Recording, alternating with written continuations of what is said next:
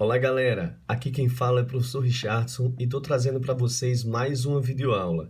E aí, pela imagem, já dá para saber do que a gente vai falar hoje? Então, pelo microscópio, e aí? Claro, né? Citologia. Hoje nós vamos falar sobre organelas celulares. Pelo nome já dá para ter uma ideia, né? Organelas, diminutivo de órgãos. Claro que a gente sabe que órgãos são conjuntos de tecidos, tecidos são conjuntos de células, tá? Então, assim, não existe uma relação direta organela-órgão, mas foque só no seguinte sentido, da mesma forma que cada órgão tem a sua função ou as suas funções, as organelas também apresentam as suas funções específicas, tá? Então, lembra aí, célula, que é a unidade morfofisiológica dos seres vivos, ou seja, os seres vivos são formados, são constituídos por células. Claro, não esquecer que os vírus são organismos acelulares. Então, as células, focando nas células, as células apresentam estruturas que são chamadas de organelas, tá? E aí, para estudo das organelas, nós vamos focar nas células eucarióticas, que são as nossas células, as células dos seres humanos, as células dos animais, das plantas, da maioria dos seres vivos, né? Com exceção de bactérias e das cianobactérias, todos os outros organismos celulares são constituídos por células eucarióticas.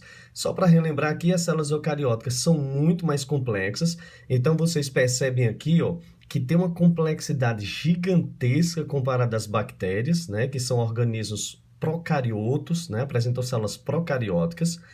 E o principal, que normalmente vem em prova, você percebe que aqui em volta do núcleo tem uma membrana que circunda aqui o núcleo, que é a carioteca, tá? Então, essa membrana nuclear aqui é a carioteca, ok? Além disso, essas células são de 10 a 100 vezes maiores que as células procarióticas. Então, uma célula humana é de 10 a 100 vezes maior que uma célula de uma bactéria. E além disso, nós temos aqui um conjunto de sistemas de membranas, ó, que dá uma complexidade muito maior às nossas células, tá ok? Então vamos lá. Primeira organela. Primeira organela que a gente vai falar são os ribossomos. E aí nós podemos encontrar os ribossomos. Normalmente, quando você olha para uma célula como essa, você vai ver que tem uns pontinhos aqui, ó. Tá vendo aqui, ó? Vários pontinhos. Aqui, ó, vários pontinhos aqui. Esses pontinhos são os ribossomos, tá? Então, perceba uma coisa. Esses ribossomos podem ser encontrados livres. Então, você tem ribossomo aqui soltinho, ó, tá livre. E você pode encontrar ribossomos que estão aderidos à membrana do retículo endoplasmático rugoso. Então, você tá vendo aqui o rugoso, ó, também chamado de granular, tá vendo aqui, ó, pontinho, pontinho, aqui são vários ribossomos, tá? Tá cheio de ribossomo aqui. Qual é a função desses ribossomos? A função deles é produzir proteína, ou seja, a função deles é síntese proteica, tá? Vamos só lembrar um pouquinho lá da genética molecular. Aqui eu tenho a estrutura de um ribossomo. O ribossomo é constituído de proteínas e de um tipo especial de RNA, que é o RNA ribossômico, tá? Ou RNA ribossomal. Então perceba uma coisa, esse ribossomo apresenta duas subunidades. Essa maior aqui, essa grandona aqui em amarelo, e você tem essa subunidade menor que está em vermelho, tá? Essa subunidade maior, ela é chamada de subunidade 60S, é um coeficiente de sedimentação. Então, essa maior aqui é 60S. Essa subunidade menor é chamada de 40S. Normalmente, dentro das células, essas duas subunidades estão separadas. E aí, quando vai acontecer a síntese proteica, as duas subunidades mais o RNA mensageiro, que foi produzido a partir lá do DNA, aquele processo de transcrição gênica. O que é que esse RNA mensageiro tem a ver com a história? Ele possui a informação para qual proteína vai ser produzida. Então, aqui, ó, cada tracinho desse aqui é uma base nitrogenada. Então, só para a gente relembrar, a cada 3 bases nitrogenadas, que a gente chama de códon, vai ser colocado um aminoácido lá na proteína, tá? Então aqui, por exemplo, adenina, uracila, citosina, vai ser colocado um determinado aminoácido. Aqui tem mais um códon, vamos dizer que é uracila, citosina, guanina. Outro aminoácido, mais um códon, e por aí vai, tá? Acontece que essa união das duas subunidades, a maior, 60S, e a menor, 40S, com o RNA mensageiro, só ocorre para a produção da proteína.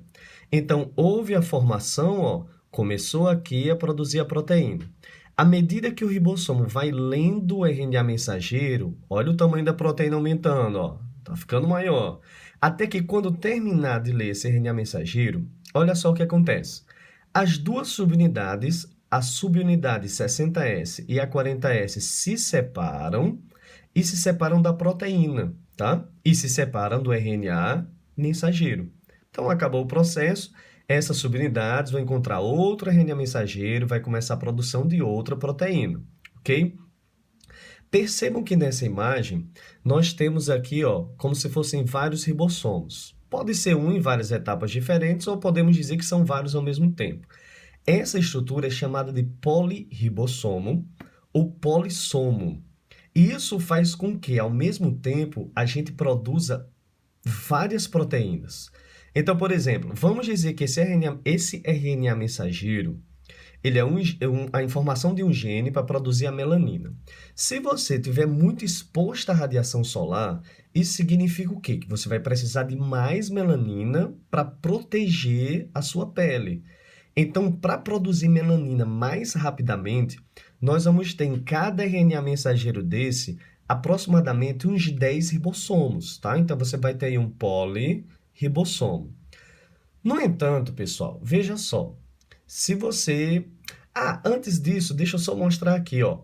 Nas células procarióticas, nas células de organismos procariotos, né? Procariontes, como as bactérias, você só vai apresentar ribossomos livres, ó.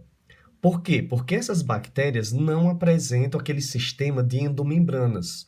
Você percebe que essa célula aqui, além do revestimento, ela tem aqui o material genético, tá? O nucleóide, não tem carioteca em volta, e aqui nós vamos ter os ribossomos. Então aqui a gente só tem ribossomo livre, não tem retículo endoplasmático aí, tá? No entanto, em uma célula eucariótica, nós vamos ter os ribossomos livres e os ribossomos na membrana do retículo endoplasmático. Rugoso, tá? Não esquecer, rugoso. Essas rugas são os ribossomos, também chamado de agranular ou ainda de ergastoplasma. Como é que eu vou saber se em uma prova falar de síntese proteica, síntese de proteína, e vier nas alternativas, tanto ribossomo como retículo endoplasmático rugoso, retículo endoplasmático granular? Você vai prestar atenção no comando da questão, tá? Se ela falar que essas proteínas serão utilizadas dentro da própria célula, como para produzir membrana plasmática, membrana do retículo endoplasmático liso, do rugoso, do complexo golgiense, o mitocôndria, qualquer informação que fale que a proteína está sendo utilizada aqui dentro, você vai marcar o quê? Ribossomo, ok? Os ribossomos livres. No entanto, se falar em secreção, se fala em exportação, falar que a proteína está sendo enviada para fora da célula, então nesse caso você vai marcar aí retículo endoplasmático rugoso, beleza? Então, proteína utilizada dentro da célula, ribossomos livres. Proteína utilizada fora da célula, ela foi exportada, ela foi secretada, retículo granular, tá? Retículo rugoso. E aí veja que esse retículo rugoso, retículo endoplasmático rugoso, ele é uma continuação da carioteca, da membrana nuclear. Então, a partir aqui da membrana nuclear, ó, vem formando aqui o retículo endoplasmático rugoso, tá? E aí você percebe que esse retículo endoplasmático aqui não tem essas ruguinhas, esses grânulos, não tem ribossomo. Então, ele é chamado de retículo endoplasmático liso. Aqui eu tenho um retículo endoplasmático rugoso, normalmente aqui grudadinho no núcleo, na carioteca. E aqui eu tenho um retículo endoplasmático liso. Qual a diferença dos dois? Perceba que os dois são sistemas de canais, tá? Sistemas de redes. Daí é que vem o nome retículo endoplasmático. Retículo seria pequenas redes, pequenos canais. Endoplasmático porque está dentro do citoplasma, ok? Mas qual a diferença dos dois? Primeiro, um tem ribossomo e outro não tem. E é claro, se um tem ribossomo, vai produzir proteína. E se o outro não tem, não vai produzir proteína. Então, ele vai produzir o quê? Então, vamos lá. Aqui, não podemos esquecer, antes disso, não podemos esquecer que todas as membranas que eu estou falando aqui, elas têm a estrutura básica semelhante à estrutura da membrana plasmática, tá? Ou seja, lipoproteica. Ela tem uma dupla camada de lipídios, né? Ela é uma bicamada lipídica com proteínas intercaladas. Agora, cada membrana de cada organela, de acordo com cada função, vai ter determinadas proteínas específicas, tá? Mas aí, aqui eu tenho, separado agora da célula, eu tenho aqui, ó, retículo endoplasmático rugoso, e aqui eu tenho um retículo endoplasmático liso. Olha o rugoso aqui, ó, cheio de ribossomo, tá? Aqui é a carioteca, material nuclear tá aqui dentro, o DNAzinho tá aqui. Aqui eu tenho um retículo endoplasmático rugoso e aqui o liso ou agranular. Rugoso ou granular, liso ou agranular. Esse rugoso, como tem os ribossomos, então ele vai produzir proteína. Lembrando que normalmente, a maioria das vezes, essa proteína será para uso extracelular, tá? Ela será exportada, será secretada.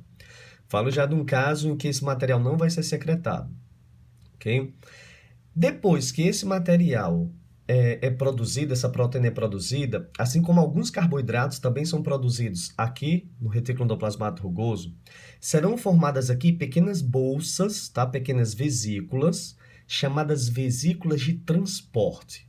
E aí, para onde é que esse material vai ser transportado? Para onde é que essa proteína vai ser transportada? Falo já já. Aguenta aí. Aqui no retículo endoplasmático liso, nós não temos ribossomos, então não vai haver a síntese de proteína. E ele vai produzir o quê? Olha só, rugoso tem ribossomo, proteína.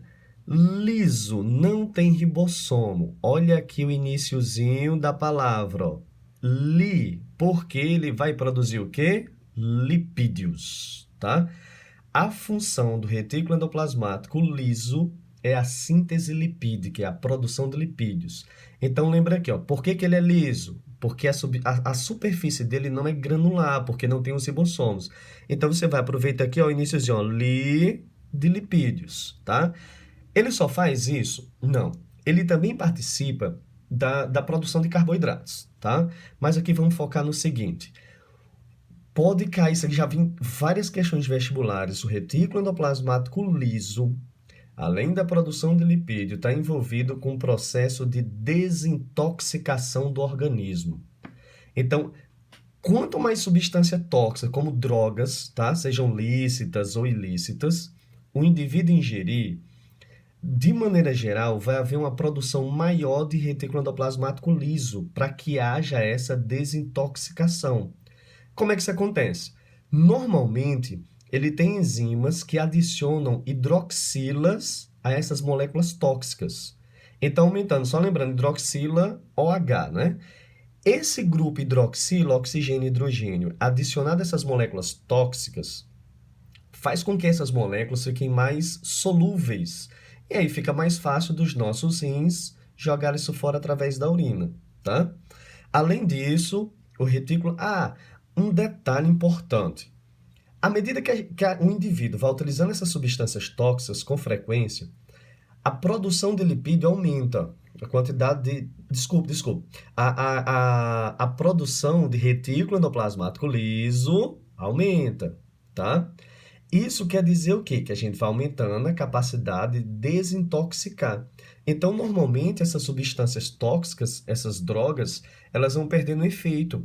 E é o que vai acontecendo. O indivíduo vai apresentando a necessidade de usar quantidades maiores, tá? Então, o indivíduo vai ficando cada vez mais dependente. Além da desintoxicação, isso aqui também é muito importante. Nas células musculares, não esquecer, musculares, tá? São chamados miócitos. O retículo endoplasmático liso vai ter a função de armazenar cálcio. Lembra que o cálcio é importante para a contração muscular. Então, se não tiver cálcio, não tem contração. Então, a gente deixa esse cálcio armazenado no retículo endoplasmático liso. Nesse caso, ele recebe um nome especial. ele é chamado de retículo sarcoplasmático, tá? O retículo rugoso não armazena cálcio lá nos miócitos, nas células musculares, e ele não tem essa denominação. Então, a questão falou retículo sarcoplasmático, está se referindo ao retículo endoplasmático agranular, retículo liso, ok? E ele vai estar em grande quantidade lá nos miócitos, que é para armazenar cálcio que a gente precisa para contração muscular, beleza? Então vamos lá, ó. Retículo endoplasmático rugoso tem ribossomo, produz proteína, a maioria vai ser para uso extracelular e essas substâncias são empacotadas em vesículas chamadas vesículas de transporte, ok? Retículo liso ou agranular.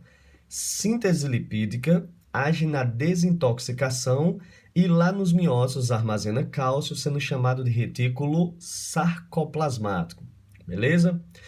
E agora, essas substâncias vão para aonde? Onde é que elas vão parar? Essas vesículas de transporte produzidas pelo retículo endoplasmático, seja o liso, rugoso, serão enviadas para essa estrutura chamada de complexo golgiense. E o que é esse complexo golgiense? É um conjunto de sacos, né, achatadinhos, ó, envoltos por membrana. E esse retículo apresenta duas faces.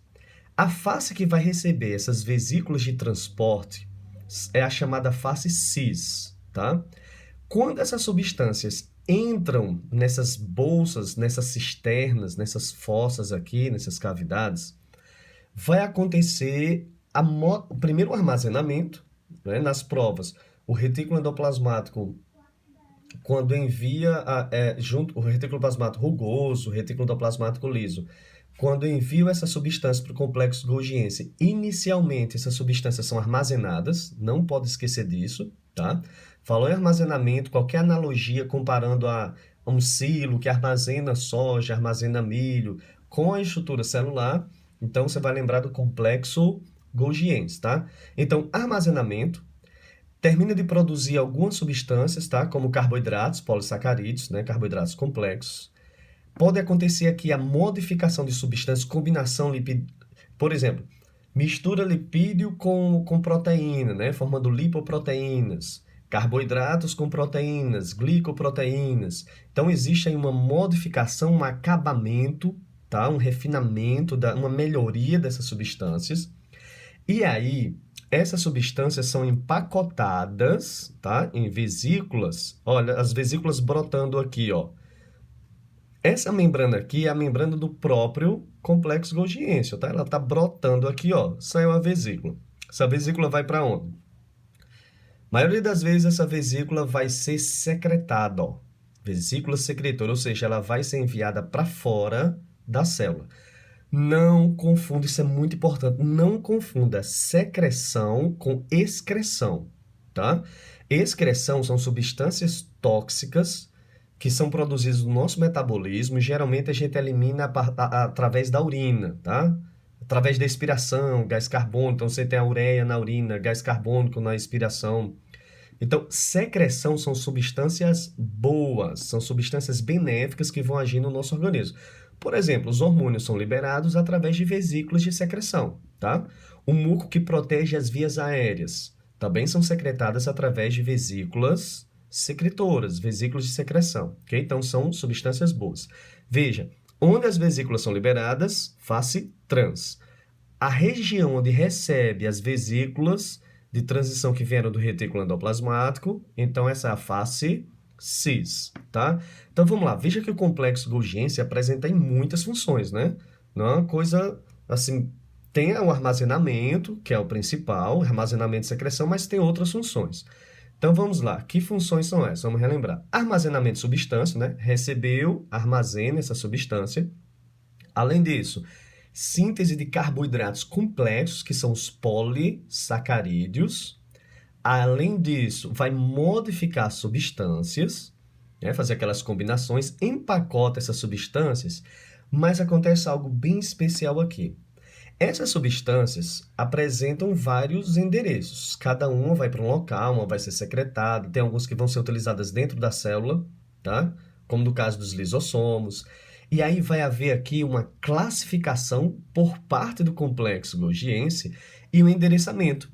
É como se fosse uma espécie de selo, tá? De endereço mesmo, endereço postal. Então ele vai marcar, ele vai dizer, ó, você vai ser lisossomo, você aqui vai para tal lugar, você vai ser secretado, tá? E só por curiosidade, esse endereçamento, ele é feito através da adição de radicais fosfato, tá? A adição de fósforo. Então esse complexo golgiense vai adicionando esses grupos fosfato e aí vai marcando cada uma dessas substâncias, cada uma vai ter um endereço. O radical fosfato seria o endereço postal, tá ok?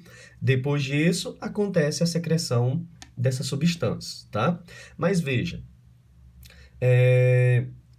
só voltando aqui, se você quiser bater um print aqui das funções, né? São várias aqui. Então, bate um print aí para poder anotar, deixa guardado. Veja só, aqui nós temos ainda os lisossomos. Os lisossomos são produzidos a partir do complexo golgiense, tá? A membrana dele vem aqui do complexo golgiense e é uma estrutura, uma organela que vai permanecer na célula, tá? E o conteúdo, como são enzimas, esse conteúdo vem do retículo endoplasmático rugoso. Então, o rugoso produz essas proteínas, vem pela vesícula de transição, de transporte, chegou no complexo golgiense, tá? Acontece todo o endereçamento, tudo tem que acontecer, e aí está aqui o lisossomo. Esse lisossomo, todo mundo lembra, né? A função do lisossomo é digestão intracelular. Lembra desse radical aqui, liso. Liso, lise, significa quebra, destruição. Qualquer questão que faça analogia com destruição, ou fale especificamente uma doença que causa destruição de células pulmonares, como a silicose. Então você já sabe, falou destruição, são essas enzimas digestivas, né? Enzimas que vão causar a lise, destruição, tá? Então relaciona aqui a lisossomo. Veja, assim que ele é produzido, ele é chamado lisossomo primário e claro que não vai ter digestão porque só tem o lisossomo e as enzimas, ok? Tem que ter alimento. E aí, como é que a célula consegue esse alimento? Pode ser, por exemplo, por fagocitose, só lembrando que para ser mais fiel ao processo, a fagocitose acontece através de pseudópodes, né? Então, aconteceu aqui a fagocitose, eu tenho um fagossomo, ok? Essa estrutura aqui não pode ser chamada de vacúolo digestivo, por quê? Porque não tem enzima. Essa estrutura não pode ser chamada de vacúolo digestivo porque não tem alimento, tá? Então, lisossomo primário, e aqui a gente chama de vacúolo alimentar. Veja que vai haver uma fusão dos dois. E aí, quando acontece, só voltando aqui, que eu toquei na tela sem querer. E aí, quando acontece aqui a fusão dos dois, dá origem, começa o processo de digestão. Então, a função dos lisossomos principal é a digestão intracelular, tá? Mas em alguns casos, pode acontecer também um processo chamado de autofagia. Olha aqui, vacúolo autofágico. Perceba que nesse caso aqui, o vacúolo alimentar não está vindo de fora, ele está aqui de dentro. Isso pode acontecer em algumas situações com organelas defeituosas, organelas velhas, que, por exemplo, a mitocôndria que não produz mais energia, que não trabalha mais como deveria trabalhar, tá? Então acontece a fusão e aí digere partes da célula. Nesse caso é chamado de autofagia. Fagos, comer, e auto com U significa próprio, né? Comer a si própria, ela vai digerir a si própria. Isso pode acontecer em situações em que existem organelas velhas, defeituosas, mas também isso pode acontecer quando a pessoa está fazendo jejum. Então, nesses casos, essas dietas malucas que a pessoa passa aí 12 horas sem comer, a pessoa em jejum, tá? A célula sem ter de onde tirar energia, né? Ou tem gente que passa muitos dias. Então, o que acontece? Pode haver também a digestão de partes aqui da célula, tá ok? Ainda existe aqui a citólise e a histólise, mas nesse caso não vai haver a digestão de partes da célula, mas da célula inteira. E aí citólise seria a destruição da célula, ok? E histólise seria de várias células, né? Histotecido, aí já atingiria o tecido. Isso ocorre, por exemplo, na silicose. É muito comum em mineradoras, né? Em alguns locais, fábricas de cimento, que a pessoa não utilize máscara, porque naquele pozinho acontece a dinamitação, a rocha dinamitada, e aí vem um pozinho rico em sílica. a pessoa inala aquilo ali e essa sílica ela vai se acumulando na em volta dos lisossomos e aí chega uma hora que ele não suporta e rompe, tá? E aí derrama as enzimas digestivas e aí vai destruir a própria célula. Principal função dos lisossomos, digestão intracelular. Peroxissomos é só lembrar que ele também participa da neutralização de substâncias tóxicas, mas acontece que, diferente do retículo endoplasmático liso, os peroxissomos, que podem ser representados por bolsas aqui como os lisossomos, tá? Então não tem uma coisa específica aqui, isso aqui poderia ser um lisossomo. Eles são muito frequentes nas células hepáticas, células do fígado, e eles neutralizam de uma forma diferente do retículo endoplasmático liso. Retículo endoplasmático liso adiciona hidroxila para deixar a substância tóxica mais solúvel, enquanto que os peroxissomos eles retiram hidrogênio modificando as substâncias, tá?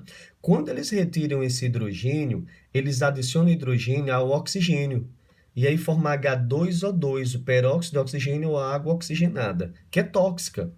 Mas aí nós temos enzimas, o próprio peroxissomo tem enzima, que é a catalase, que vai transformar essa água tóxica, água oxigenada, H2O2, em água comum e oxigênio, ok?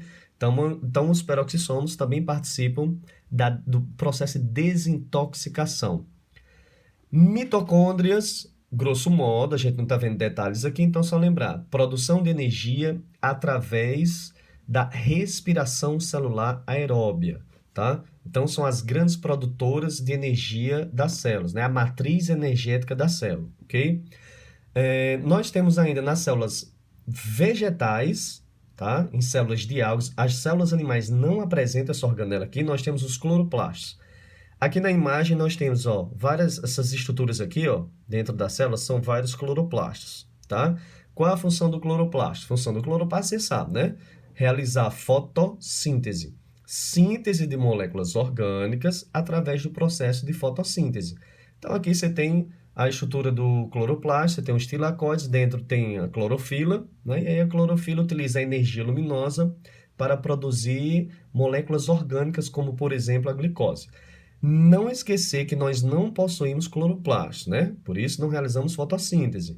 Mas as células vegetais apresentam tanto cloroplastos como mitocôndrias, tá? Então lembra, não adianta a célula produzir com os cloroplastos, através da fotossíntese, a glicose, se não tiver como você utilizar essa glicose para produzir energia. Então o cloroplasto produz a glicose e a mitocôndria vai lá, oxida e produz energia através dessa glicose. Cílios e flagelos. Alguns não vão considerar organelas, tranquilo, tá? Mas aí vamos focar aqui. Os dois têm a mesma função: locomoção e captura de alimento, tá? Na maioria das vezes. Percebam que os cílios são menores, ó, são pequenininhos, mas são mais numerosos. Os flagelos são maiores, no entanto, eles são mais numerosos, tá? Então, flagelos maiores, mas são menos numerosos. Então, você vai ter um, dois, alguns pouquinhos lá na célula. Os cílios são menores, mas apresentam um número maior. Cílios menores, maior quantidade. Flagelos maiores e em menor número, em menor quantidade. Nós temos ainda aqui os centríolos, que participam inclusive da formação dos cílios e dos flagelos, mas é importante também lembrar que os centríolos participam da divisão celular, tá? Vacúolo contrátil pulsátil, presente nos protozoários dulcícolas. O que é isso? Protozoário, o que é um indivíduo dulcícola? É um indivíduo de água doce. Acontece que a água doce, em relação ao protozoário, é hipotônica. A concentração aqui fora vai ser pequena, vai ser baixa em comparação ao meio intracelular.